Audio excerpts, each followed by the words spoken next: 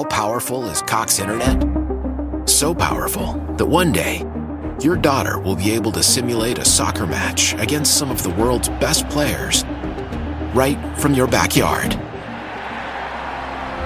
Get gig speeds powered by fiber from Cox.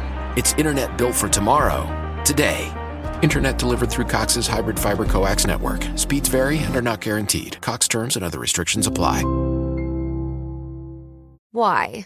If you have T-Mobile 5G home internet, you might be hearing this Why? a lot. Why? Every time your internet slows down during the busiest hours. Why? Because your network gives priority to cell phone users. Why? Good question. Why not switch to Cox Internet with 2 times faster download speeds than T-Mobile 5G home internet during peak hours? Okay. Stop the whys and visit cox.com/5G home for details. T-Mobile prioritizes certain T-Mobile phone users over home internet users during times of congestion.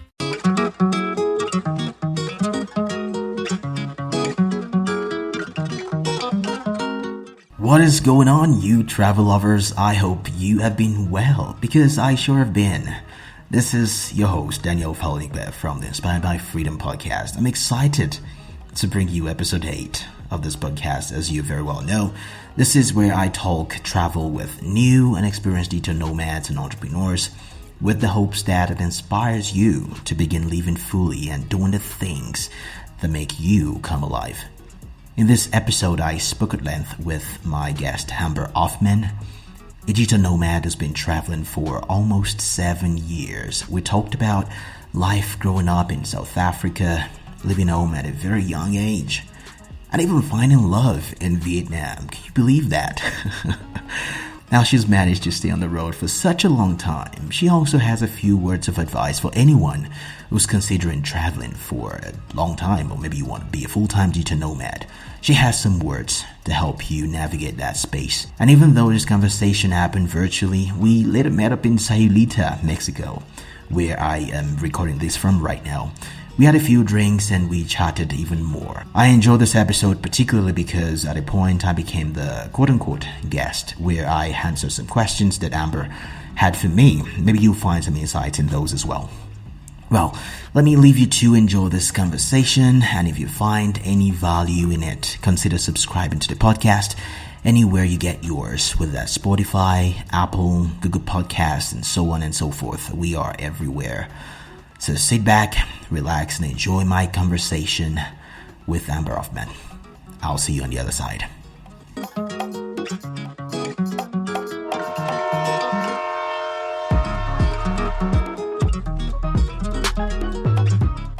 Hello, Amber. Hello, how are you doing? I'm doing magical. How about yourself? Yeah, I'm doing pretty good. Interesting. So where are you right now? Where in the world are you? So right now I'm in Sayulita in Mexico. So not so far from you. Oh wow, interesting. Yeah, I'm in Nuevo Vallarta, which is like 40 minutes outside of Puerto Vallarta. I think it's about an hour from Sayulita. I looked it up on Google Maps the other day. Yeah, I think it is. Interesting. Yeah, but I wouldn't want to come over there right now because it's always crowded, and that's why I had to get away from Puerto Vallarta anyway. So Yeah. Interesting. Good to connect with you. It's been a long time since we've been, planning to do this. We've had a lot of delays here and there, but I'm so glad we're finally able to do it, and hopefully we have a very nice conversation that people can relate to. Yeah, me too. I'm excited for this. Awesome. So you're in Sayulita right now. How long have you been here for, and why Sayulita? So we've been here for 4 months, me and my husband. We picked Sayulita. Originally, we were actually doing a workaway. Do you know what a workaway is? I don't. Do you mind explaining? Yeah, sure. So a workaway is an exchange, like a work exchange that you do through a site called Workaway. And the types of exchanges that you can do are very varied. So for example, you can work for a guest house, you can house sit someone's house, you can help a family build something, babysitting, there's no limits on the kind of exchange. And so for some work, whether it's 5 days a week or 3 days a week, for however many hours the people set, you have accommodation and sometimes food in an area. So originally, me and my husband have always wanted to do a workaway. It's been like high up on the travel adventure goals for a very long time. We did it in a place called La Cruz, which is maybe an hour from here. And we did it for a month. And in that month, we got to explore this area, like Nayarit. Mm-hmm. And we kind of fell in love with the space and wanted to see how we could stay for a while. I work online. And my husband used to work online, but he's not a very big fan of work like screens, right. And is more of like a physical, tactile person. So he found a job here working in a restaurant. So that's what brought us to Sayulita. Is a job for him actually, yeah. And of course the fact that it's like a beautiful beach town, it's very cute, and like all the other great things, but that's what like drew us to this particular town is his work. Oh, wow. Interesting.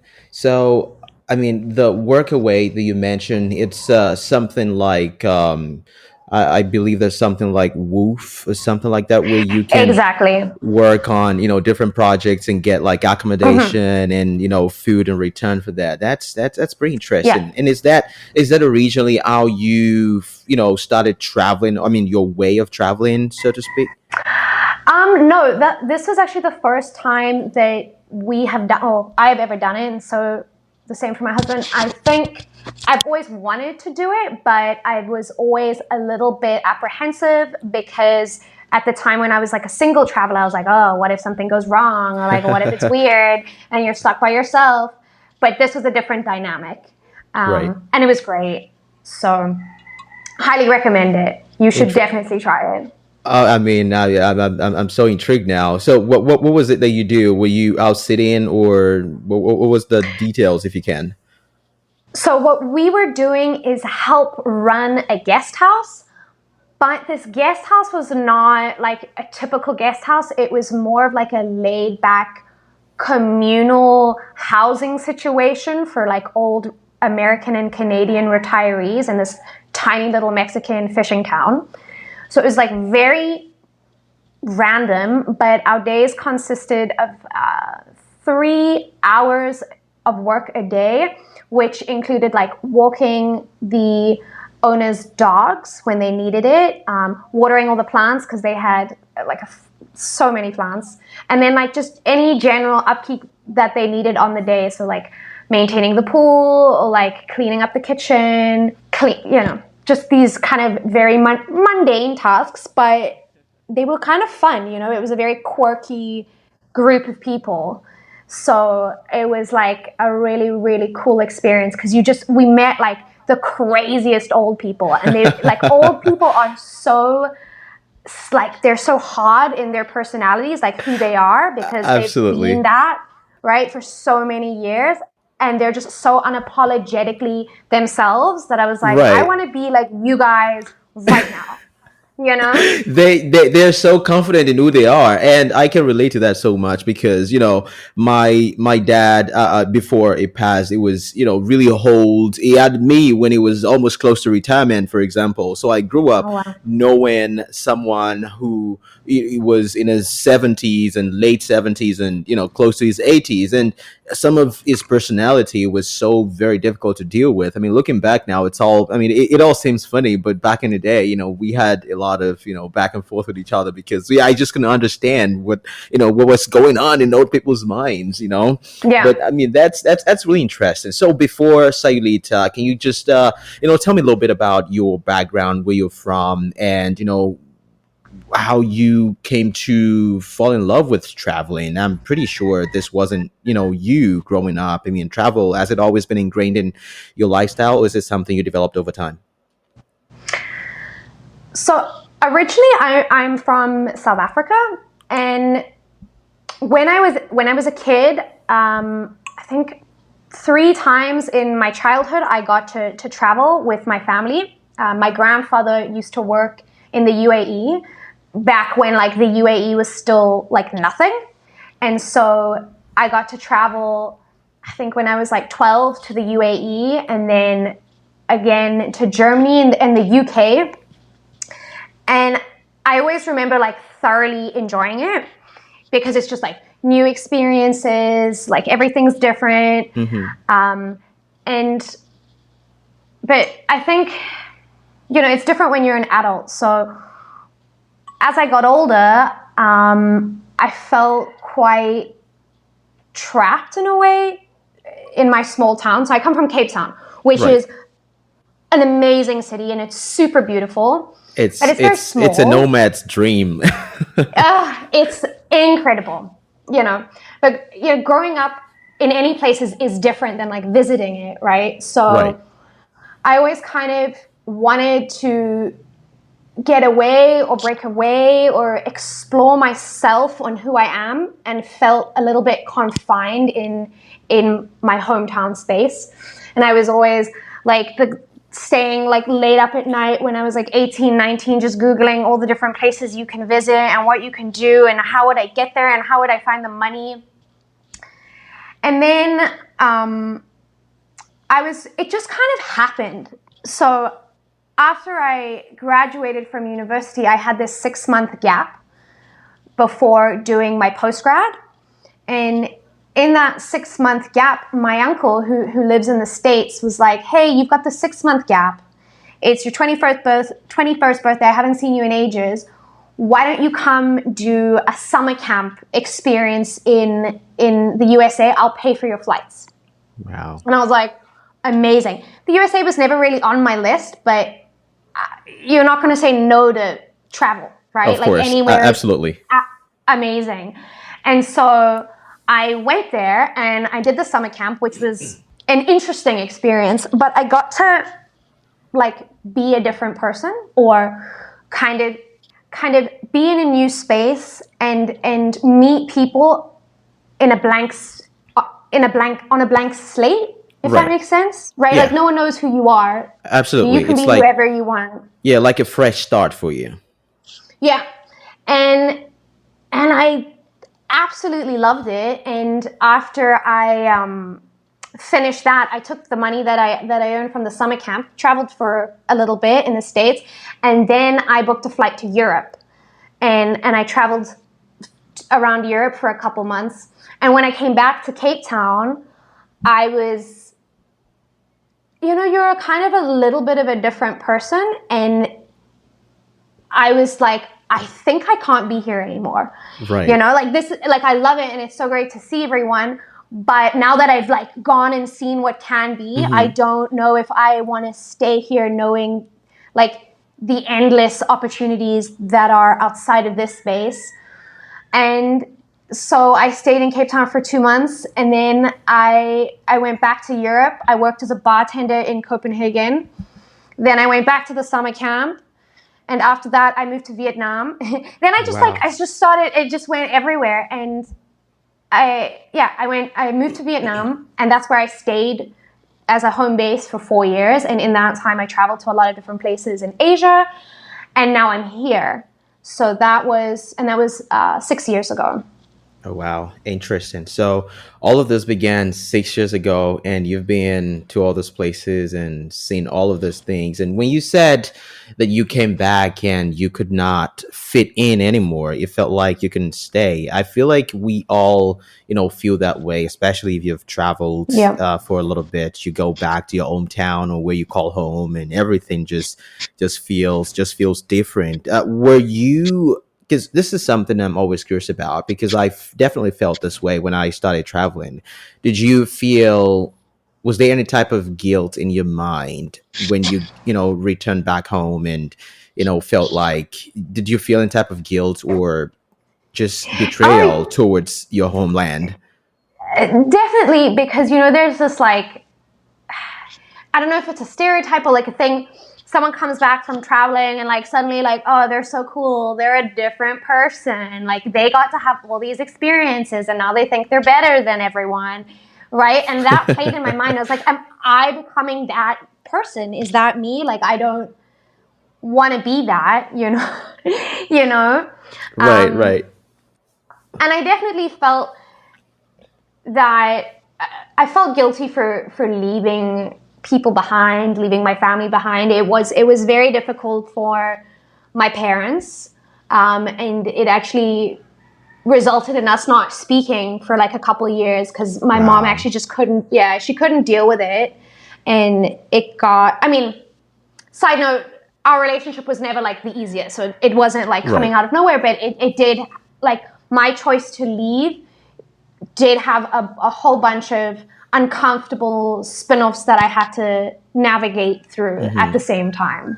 And guilt for leaving, and guilt and shame for like choosing a more alternative life path was definitely something that I had to deal with and navigate for a really long time. And it took a couple of years to like let go of the guilt and shame and like insecurities that come with choosing to like be more of a nomadic person and not engage with like the classic business world way of living, you know? Yeah, absolutely. I totally 100% understand how that feels. And I mean, I'm just asking this because sometimes I feel like I ask myself those kind of questions, and I'm just always curious to know if, someone else feels the same way. And this, relationship with your parents that became sour, I just want to dive into that a little bit. I mean, I know, like, after coming back and, traveling and doing all these things, you said you never like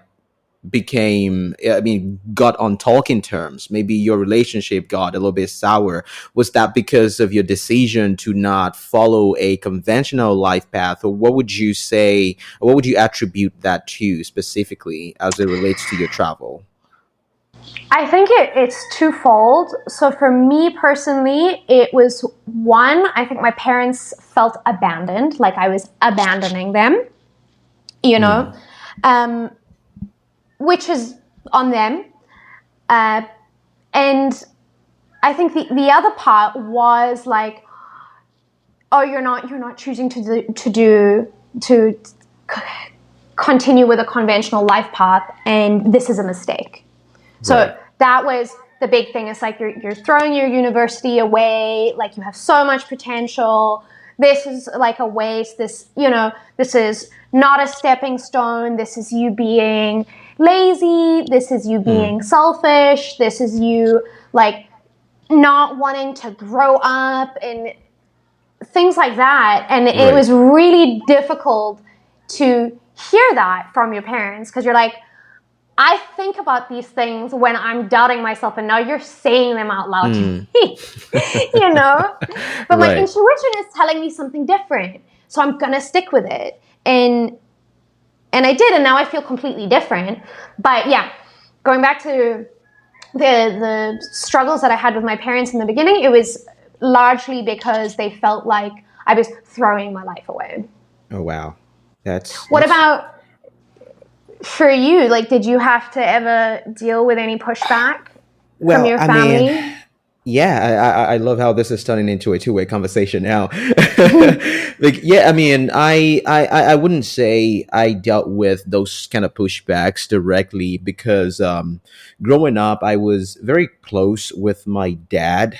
And, we grew up in a very, conventional a family. Of course, I grew up in a polygamous family with, multiple wives and children from multiple, children. So I grew up in a very big family. And as someone who was like close to the last child, I have one sister after me and I have 11 other siblings. I was very close with my dad. Yeah, I was very close with my dad. And,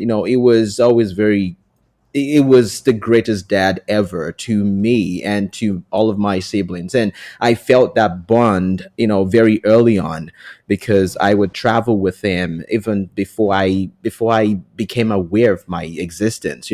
They told me I would drive with my dad and go on like multiple days trips, and just like, even as a toddler, so I grew up having that bond with my dad. And it was very difficult for me to leave that, because he had me very late in his life, like I said. And by the time I was becoming an adult, growing up, reaching my teenage years, my dad was in his early 70s and getting old. And I just felt like every day I spent away from home, I was missing those those precious moments I would have been spending with him, because Yeah. nobody lives forever, right? And I Yeah. understood that quite early on. So I would say the pushback that I had was self-imposed. I found it very difficult to leave home or to go study somewhere far away. I would always want to stay close to home, stay close to my dad, and just be with him as much as I could. But all of that changed, of course, when he passed away. And even though it was a very painful loss, right? I felt a kind of I'm not sure how to say this without saying it wrong. I felt like I became a little bit freer, right? I became free. I could now go on with my life. I didn't have this, burden of always wanting to be around my dad all the time. So Yeah. I would say much of the resistance I had was very much self-imposed in that sense. Oh wow, that's awesome. Wow. I've never got into shit that before, but Thank you for that's sharing. absolutely. So you left home at what age was this? You said 6 years ago. 21. At 21. At 21. So what was going through your mind when you left him at 21? Did you have any type of, fear, especially as a young, female traveling alone by yourself? What were some of the things going on through your mind at the time? Well, in terms of fear, I actually definitely had less fear traveling to the countries that I did than being a female in South Africa, because we have like very high rates of rape and gender-based violence. So being a woman in South Africa can be quite uncomfortable, or being alone as a woman in South Africa can be quite uncomfortable. So going to places like America or cities in Europe, I didn't feel that uncomfortable, and I was very versed in being smart and safe. Right. So if I was alone and I was going out, I was never going to really drink that much. I would never accept drinks from strangers. I would always take an Uber. I would never walk on a street alone. I had all of these things like already ingrained in me. So I didn't ever feel that unsafe. And living in Vietnam it's a very safe country. So that was actually one of the first things that I noticed when I started traveling. I was like, wow, I never realized how unsafe I felt back home. Or rather that I just became accustomed to feeling a little bit unsafe when I was alone outside back home. But it becomes your normal because you grow up with it. So after I traveled in the beginning and I realized that like that doesn't have to be as extreme as it was, it was a big motivator for me to not necessarily move back to South Africa. Then in terms of like my other mental spaces at the time, I was 21. So I was just super excited to go and explore and meet new people and have conversations. I thought I knew everything. And you know how you are when you're 21, you're like, yes, I get it. I get everything. Let's do everything. So yeah, I was in a good space. I did, when I moved to Vietnam, it was a little bit difficult, I suppose, because now you move to a place and you've got all the freedom. You're super young. And I did like party quite a lot in the beginning. I was drinking a lot and going out and staying up really late and then working really early. I had like a number of unhealthy habits, which definitely took its toll on me emotionally. But like in that like hot mess kind of way where you're just like, oh, she's having a good time. But I swear she's also crying because I'm like, this is great. I'm fine. So that was kind of a part of it in the beginning, like navigating through all this freedom that you now have when you're so young and you don't know, and you've got no one telling you like you need to do this or you should do that. So you're kind of rewriting everything for yourself for the first time. And there was definitely a lot of learning in the beginning, you know? It's like, oh, I don't have it all together. Oh, like now I have to have my own bank account. Now I'm paying tax and now I need to get a work permit. Like, what is a work permit? Now I need a police clearance. And you're just like doing all these super, well, for me at the time, super adult things. that take a lot of time, and they're not exhausting, but they're just bureaucratic. So they're just their own thing, and I had to like navigate all that stuff, which was empowering and stressful and a whole bunch of things at the same time. Right. Which, I mean, are exhausting. I mean, I've had to navigate some bureaucratic processes, and you're right. If you think they're exhausting, trust me, they are. Yeah, I know. And they only get like more complicated from country to country, and they're all different, right? No country has the same rules and the same timeframes, and you've got to kind of acclimatize to each country. Absolutely. Again and again. For sure. So you left the United States, you traveled Europe, and you eventually decided to have a base in Vietnam. Why did you pick Vietnam? Was there something that drew you to that country in particular? How powerful is Cox Internet? So powerful that one day, your daughter will be able to simulate a soccer match against some of the world's best players right from your backyard. Get gig speeds powered by fiber from Cox. It's internet built for tomorrow, today. Internet delivered through Cox's hybrid fiber coax network. Speeds vary and are not guaranteed. Cox terms and other restrictions apply. As a contractor, I choose Hardy Fiber Cement because I've seen it outperform wood-based siding and other hard siding materials. The high-quality craftsmanship translates into beautiful and durable results that leave our customers at G-Fidel extremely satisfied. Using Hardy siding has significantly reduced my callbacks and warranty claims too. At James Hardy, we're here to support you, from training materials to resources that can help you generate a greater profit. Learn more about growing your business with us at jameshardy.com/build. Well, I was always, as a kid or as a teenager, interested in Asian culture, or like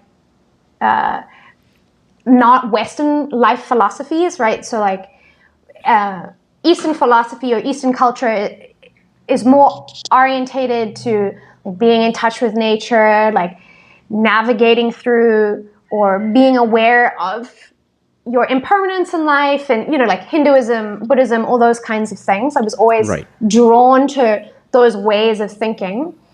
But what really pushed me to specifically move to Vietnam was I had two friends who had just moved there. And I always said, okay, you guys go and you let me know if you like it. And when I was in the States during the summer camp for the second time, they were like, Amber, we love it. I think you're going to love it. And then I was like, okay, then that's what I'm doing. So while I was in America, I actually did, because you need to do like a teaching English as a second language certification. So I did it in the States, and then I just went straight to Vietnam. And I was very lucky because I had everything kind of set up for me in a way. I had friends there, so immediately I had a place to stay. They helped me find a job. Right. Things were very easy early on. I had a sense of community as I got there. And that is I think that's a big thing moving to a new place. Like if you can go to a place and already have some kind of established sense of community or security, it makes a huge difference. Oh, for sure. I 100% agree with that. Travel can get, very lonely and very draining at times, especially if you don't have all of those, tiny pieces around you, people, community, just like you said. And I mean, just to, piggyback on that, how have you struggled with, or have you dealt with, being able to, be part of a community, so to speak? Because like we said, travel can be lonely. Have you ever at any point in time felt, lonely, or maybe you feel a need to reintegrate yourself back into, normal society, as they call it, at any point in time? So I think in the beginning, when I was doing like classic backpacker type travel, I never felt very lonely, because you're in these hostels and you're constantly meeting people who are in the same boat. And when I moved to Vietnam, there's a very big foreign community that's already established. But funnily enough, moving here for the last 6 months, it hasn't been the same. There is no sense of established pre-community where like as I've been traveling. So I've been to like a number of different cities, and because I'm not staying in one place, I don't speak Spanish very well.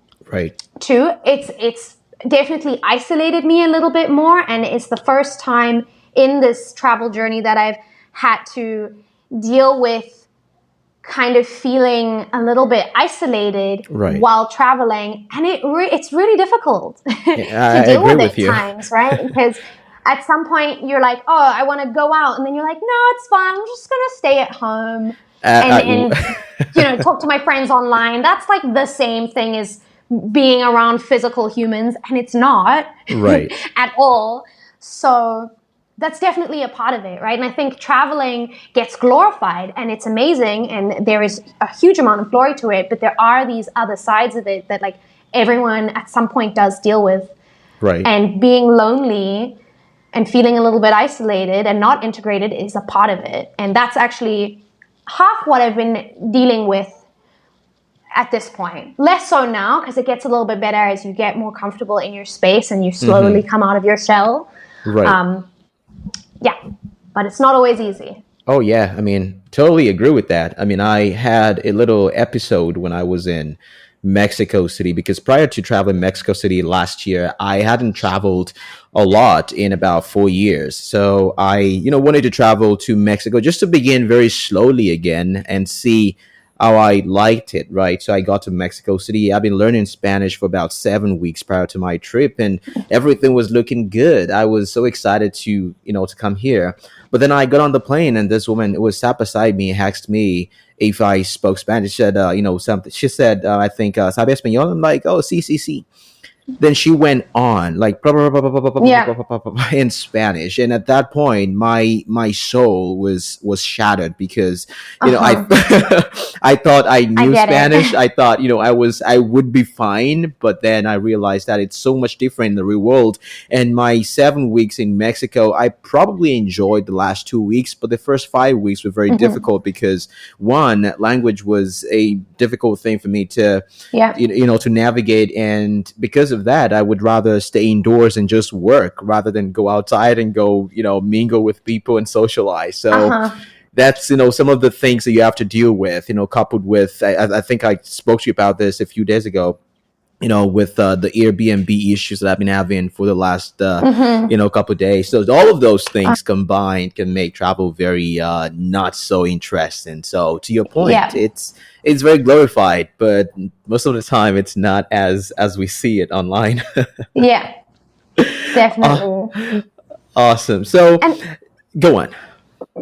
No, it was just more, the language thing is always quite interesting, because you're like, I'm going to travel to this country, and then you start taking lessons, or you go on Duolingo, or you're watching YouTube videos, and you're like, yes, I've got this, no worries. And then you then try and have a conversation with someone, and as soon as like you're like, maybe for example, not speaking in the present tense, or they're asking you about a philosophical or a concept that's not like concrete, it's gone, and you realize like, oh, my relationship or the relationships that I can have with people can only go so far with my language inability.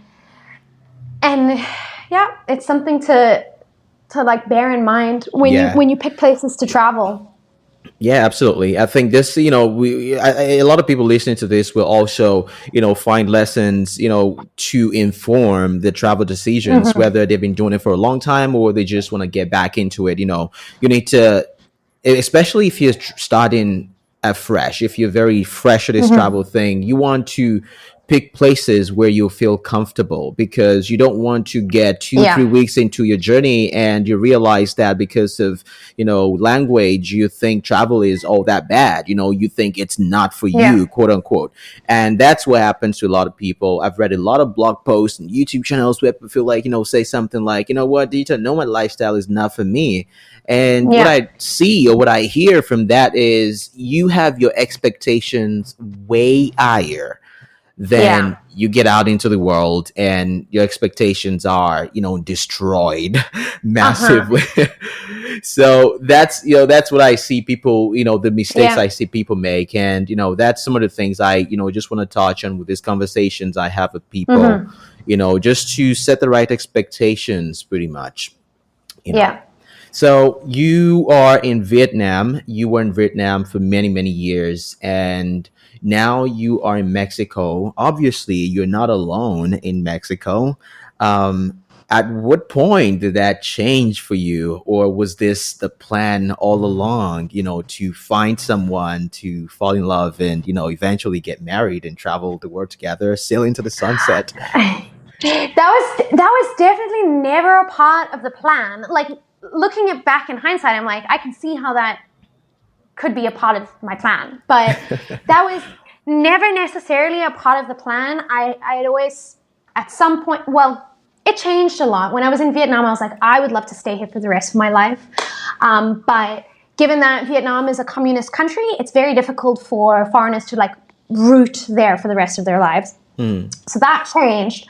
And I never, especially because in any foreign community in a new country, the community is quite transient. I never expected that I would find my like lifelong partner there necessarily, because people are going in and out, everyone's changing, and especially in those kind of communities, people are not looking to settle down. It is the complete opposite. Everyone's like, right. I'm free, like I'm gonna do whatever I want with whoever Absolutely. I want, and that's fine, and that's great. So I never, and everyone's like, oh, you want to like meet the love of your life in Hanoi, which is where I live. It's like, it's not going to happen. But then I met Edson, and yeah, we just, of course, we were so on the same page about so many things already, because we had both like somehow gotten to this place that it just made complete sense. And for both of us, one of our biggest values is adventure. In this like crazy, weird, absurd life, it's like, well, you might as well like make it an adventure, right? As Absolutely. fun as you can, why not? And all of that really drew us together. And I think when you're traveling and you're drawn to specific places, there's actually maybe a high chance that you can meet people that you really connect with, because for some bizarre reason you've managed to both be in this space. Like, how did you guys both get here? Absolutely. I call it pre-qualification. Everyone is pre-qualified, exactly. so you just go from there. Yeah. So we were pre-qualified. We were settled in Vietnam. We love Vietnam, but COVID really changed the dynamics of everything there, right? So at some point when restrictions were just getting more and more intense, and the laws for foreigners were constantly changing because it's a communist country. There's no like, oh, we need to vote on it, we need to pass it. It's like, no, things can change overnight. And at some point they genuinely started to change overnight. Like, what you needed to get a work permit was like, oh, now you need this certification, and now you need to do this, and actually you don't need it. But if you're an American, it's fine. But if you're a South African, it's not fine. Like, things started to get very complicated, and we were both like, not sure if we should stay here anymore. And we went away for a weekend, and we had, or I perceived them more than he did, so many omens that like it was time to move on for now, that we decided like, okay, it's time to go.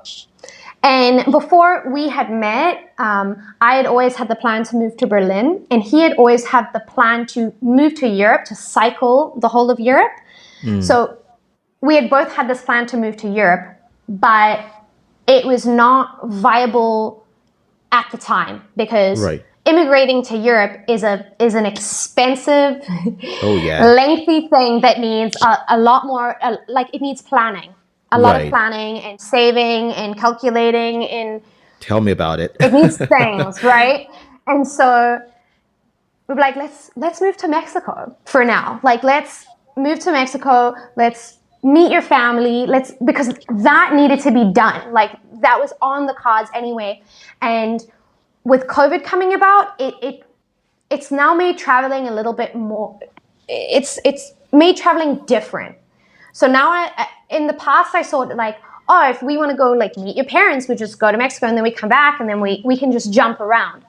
But the space that we're in right now, I more see it as like, oh, well, it's one train and you make stops on this train. It's not like you're not in the air on an airplane. You can just go back and forth and crisscross, right? Because rules are changing. COVID rules are changing all the time. So it was like, let's move to Europe, but on the way, let's stay in Mexico because he actually needs to get a residency permit to live in Germany. You have to apply in your home country. So like we had to go anyway. And they were like, well, let's make it its own side adventure. Sorry, now I've just gotten on a tangent. I don't even know. No. That's the whole point. Like that's what like made us get to where we are right now. Like we have this plan to go to Europe, but things are a little bit more complicated nowadays. So we've made Mexico this like whole side adventure with this idea to get to a certain place. Maybe we'll get there, maybe we won't. Or, it'll take longer than we think it will, for sure. It always does. But in the meantime, we're making this its own thing. Right. So your partner is from Mexico, I suppose. Yes, he's originally from Mexico.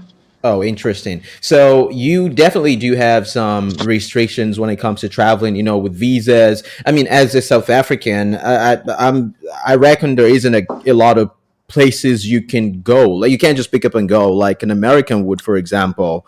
Can you share some of the challenges you face, having a passport that isn't as that can't open a lot of doors for you as someone else? So I'm actually very lucky. My mom is German, so I have two passports. Oh, so interesting. So I use my German passport.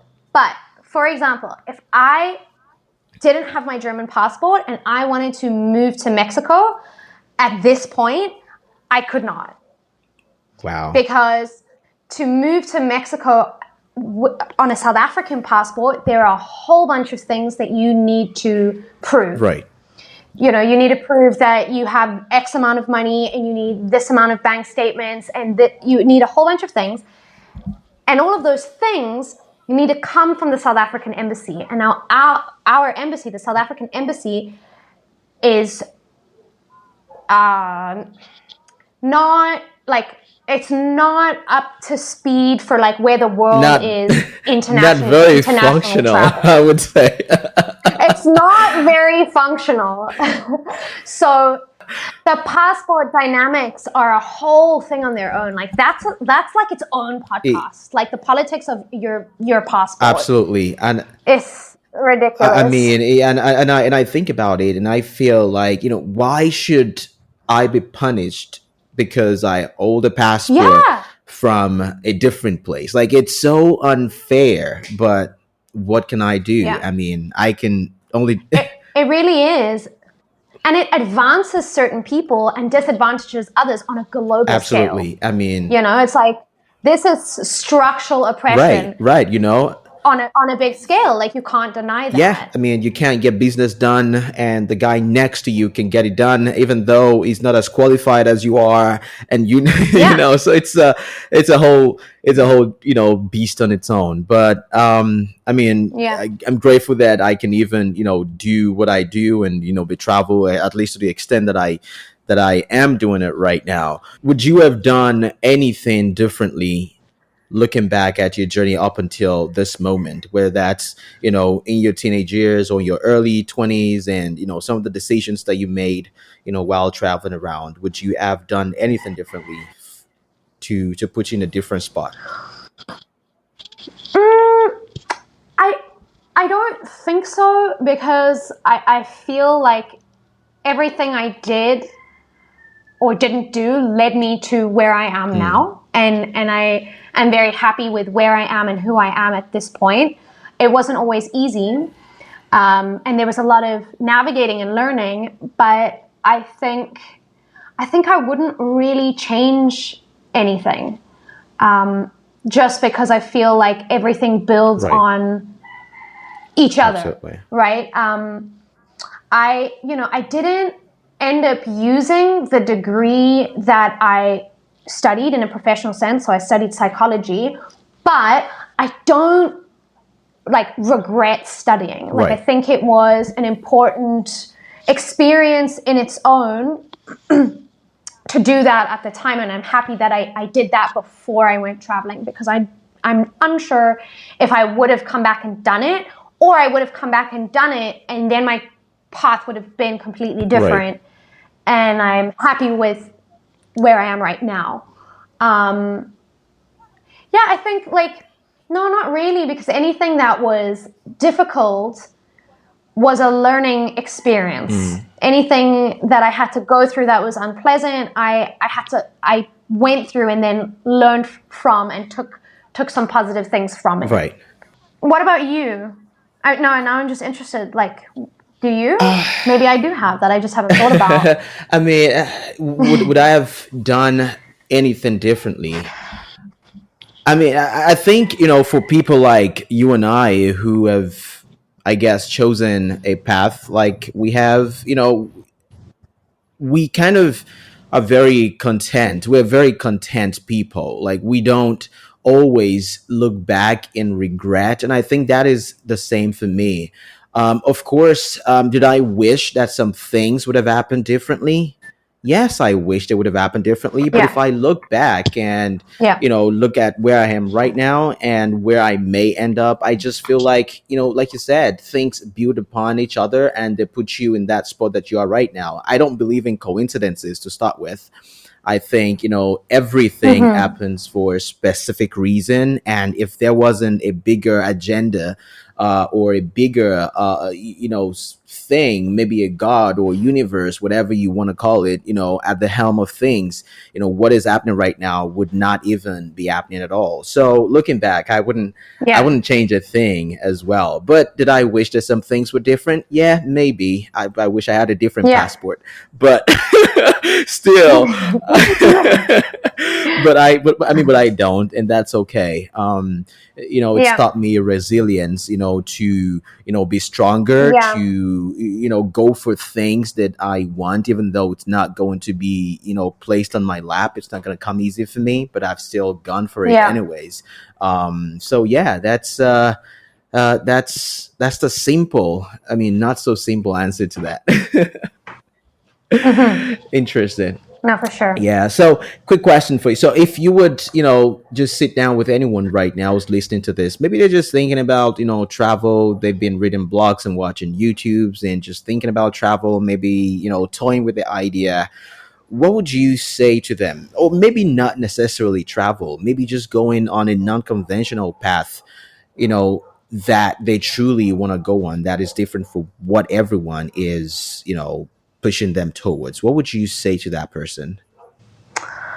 I think I would say to them, do it and go for it, and know that most likely in the beginning, it's not always going to be very easy. There are definitely things that you're going to have to navigate, whether they come from yourself or other people, but that's part of it. Right.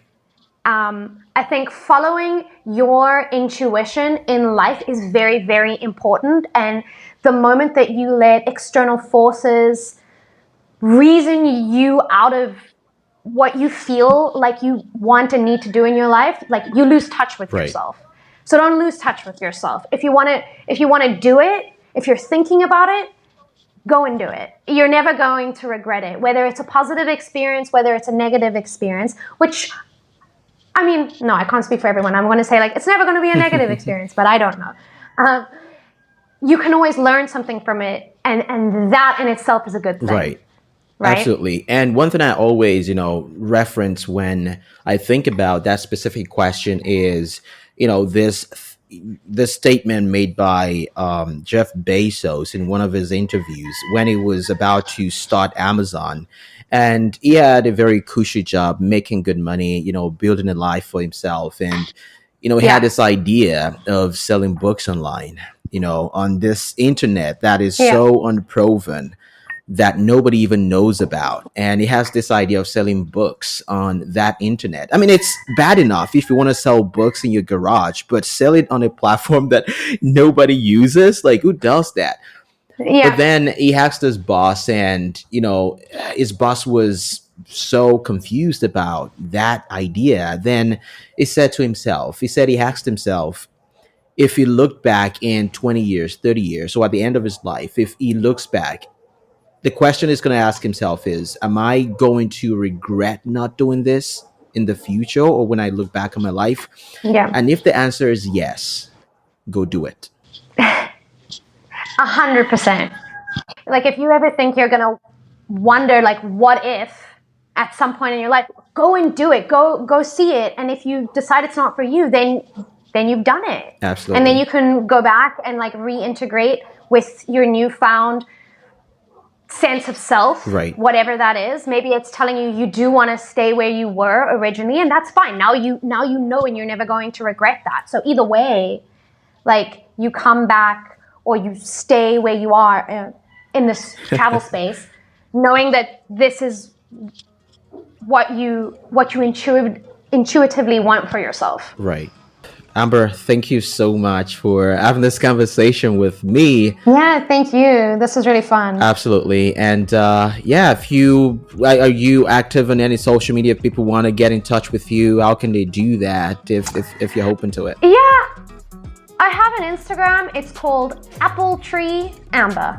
So if people want to reach out, they can reach out on my Instagram. At some point in my life, on the goal list is to have my own podcast. Not related to travel, but more related to like discussing philosophical topics, which I'd love to have you on at some point when I actually do it. But for now, I'll be glad to. Instagram, Apple Tree Amber. Yeah, I'd love to have you on. One word, Apple Tree Amber. Oh, absolutely. I mean, I relate everything I do or don't do to, everything I say always comes out philosophical in a way. I don't get it, but it's okay. So Apple Tree Amber, one word on Instagram.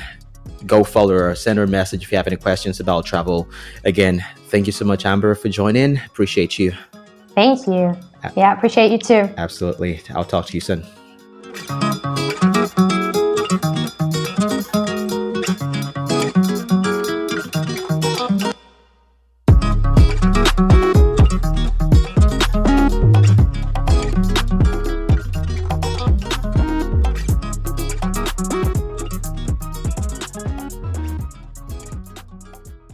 Hey, it's Maddie Elwell from the Washington Spirit, DC's professional women's soccer team, and we need you to join us at Audi Field this Sunday, August 27th, as we face off against Sophia Smith and the Portland Thorns. You're underway tonight at Audi Field in Washington, D.C. All the stars are out tonight in Washington. We need all of you to get rowdy at Audi at 5 p.m., loud, proud, and cheering for us all. Visit WashingtonSpirit.com for more info, and let's make it a game day to remember.